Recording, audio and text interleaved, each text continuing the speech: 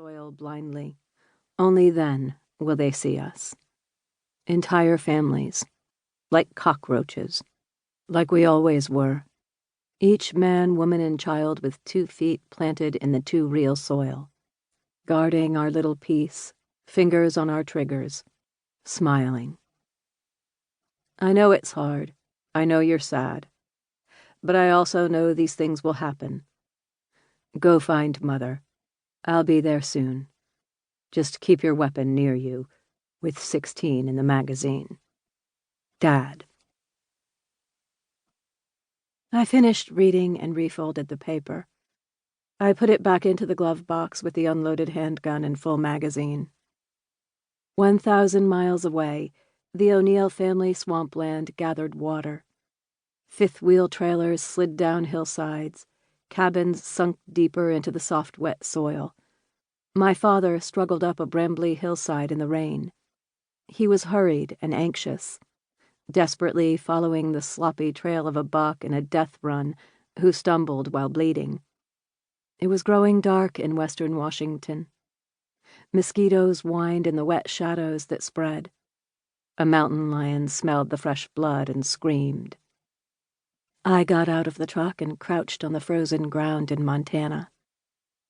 I took out my buck knife and slashed lines into the cold earth at my feet. The lines turned into letters, and when I finally turned my back to leave, a message was temporarily carved into the icy soil. It has been very hard to love you. Within minutes, the sound of my engine died away. The words carved into the bitter ground were seen only by a hesitant bobcat who sniffed warily. Snow soon covered my tire tracks, and the sentence was lost forever. Part 1.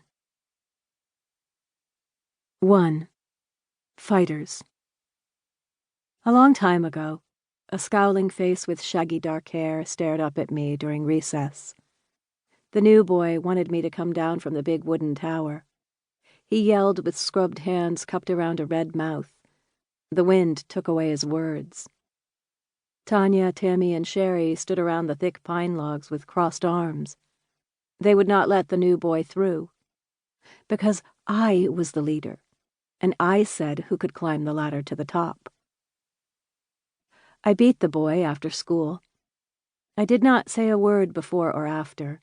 I beat him because he stood against the brick wall alone like he was a fighter. So I came up to him fast with a sucker punch. He doubled over, and I pushed him down. I gave him a swift kick for good measure. As he lay in the mud, gasping, I retreated and threw handfuls of pea gravel from the wooden tower where Tanya, Tammy, and Sherry waited. It rained down on his curled form as he struggled for air. The fistfuls of small rocks were meant to tell him, I am a fighter. I was born for this.